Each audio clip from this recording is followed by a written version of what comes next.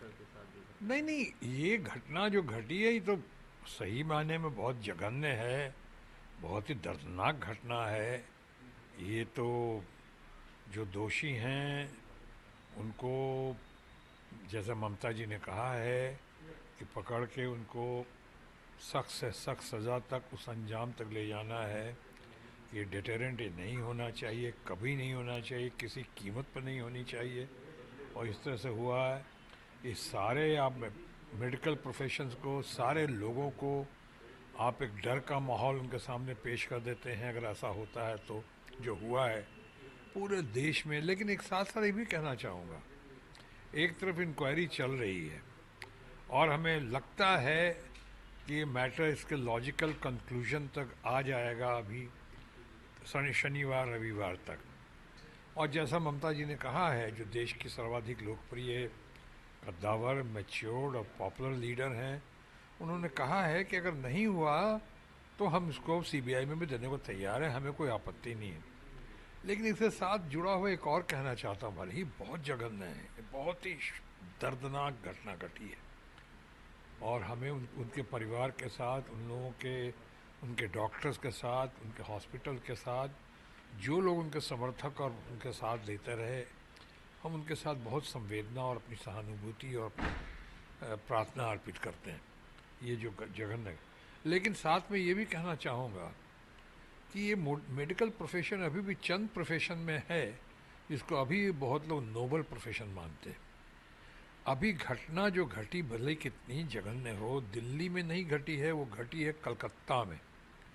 और सारे डॉक्टर्स का इस तरह से सड़क पे आ जाना, बहुत सारे डॉक्टर्स का, उस पे लगता है कि कल कहीं किसी पेशेंट को या किसी ज़रूरतमंद को अगर कल कोई मुसीबत हुई दिल्ली में, चाहे कुछ और भी ख़तरा पैदा हुआ बीमारी की वजह से, रोग की वजह से और डॉक्टर्स के नहीं मिलने की वजह से, तो क्या हमारे लोग उस अपने आप को माफ़ कर पाएंगे? उनका क्या कसूर है? वो पेशेंट, वो ज़रूरतमंद लोग जिनको ज़रूरत पड़ेगी है अन्य पूरे देश में, जबकि इंक्वायरी काम नहीं हो रहा होता, इंक्वायरी नहीं चल रही होती, कुछ लोग पकड़े नहीं जा रहे होते या किसी तरह की शिथिलता या सुस्ती नज़र आती सरकार में या समाज में, तब तो फिर भी मैं मान सकता था।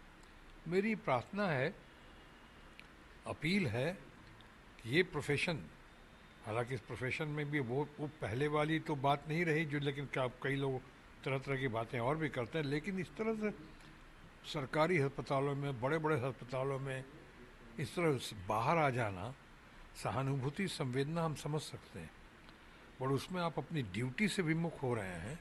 मैं अपील करना चाहूँगा कि इसको रिकन्सिडर करें, ऐसा ना हो। और दूसरा, मैं बंगाल की सरकार से, एक तो उनकी तत्परता के लिए उनको मैं उनकी सराहना करता हूँ, लेकिन साथ साथ प्रार्थना भी करता हूँ कि जल्द से जल्द, ये एक तो घटना ऐसी नहीं घटनी चाहिए, और जो घटना घटी है ये बहुत बड़ी घटना, क्या बोलूँ, ऐसी दुर्घटना है, इसकी जल्द से जल्द जांच पड़ताल करके केस को सॉलिड करते हुए इसको लॉजिकल कंक्लूजन ले जाएं, ताकि जो दोषी है और जो पकड़े गए हैं उनको इंक्वायरी के बाद वो सज़ा मिले जो कि बाकी लोग ऐसा करने से पहले, सोचने से भी पहले थर्रा जाए। बीजेपी इसको सरकारी हत्या बता रही है। बीजेपी का तो खैर काम ही है आजकल इन दोनों, किसी चीज़ में भी पॉलिटिक्स, हर चीज़ में पॉलिटिक्स है। कोई पॉलिटिक्स करने की बात है क्या?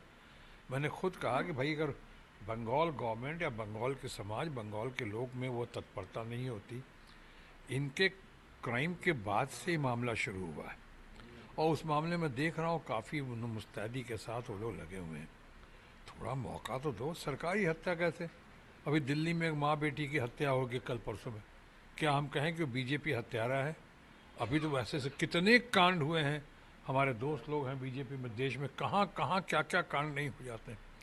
इसके लिए हम ये तो नहीं कहते हैं कि वो दोषी हैं, बीजेपी दोषी है। हम सब बीजेपी को अपील करते हैं कि भाई जल्द से जल्द इस मामले का निपटारा करें, जल्द से जल्द देखें आगे ऐसा ना हो और दोषी पकड़े जाएं। बात ये भी हो रही है कि जो महिला अपने आप को प्रधानमंत्री की कैंडिडेट या उनकी पार्टी की तरफ से बताया जा रहा था, उनके यहाँ ऐसा हो रहा है, इस पर क्या कहेंगे? किस महिला का जिक्र कर रहे हैं आप? ममता बनर्जी, का। कभी उन्होंने अपने आप को कभी नहीं कहा कि प्रधानमंत्री के उम्मीदवार हैं वो।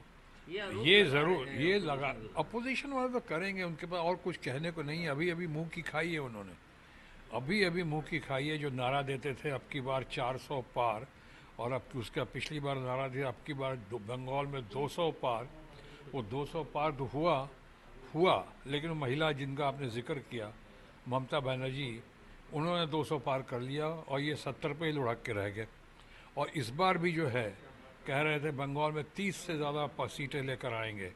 30 तो छोड़िए, 19 संभालना मुश्किल हो गया। 18-19 थे वो भी नहीं आ पाए, 11-12 में फैसला हो गया, लुढ़क गए। तो अब अपने फ्रस्ट्रेशन में, डेस्परेशन में अगर ऐसी बातें करते हैं, ऐसा नहीं कि प्रधानमंत्री बनने के काबिल नहीं है ममता जी।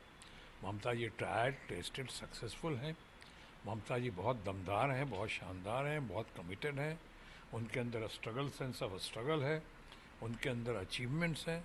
वो अपना कर जो कहती हैं तो कमिटमेंट, डिटर्मिनेशन के साथ करती हैं, उनके अंदर कॉन्फिडेंस है। और वो अपने सारे लोगों को सही मायनों में सबको एक साथ सर्व धर्म समभाव के साथ ले चलने की उनके अंदर क्षमता है, मादा है। बन सकती हैं, लेकिन उन्होंने कभी अपने को दावा नहीं किया ऐसा।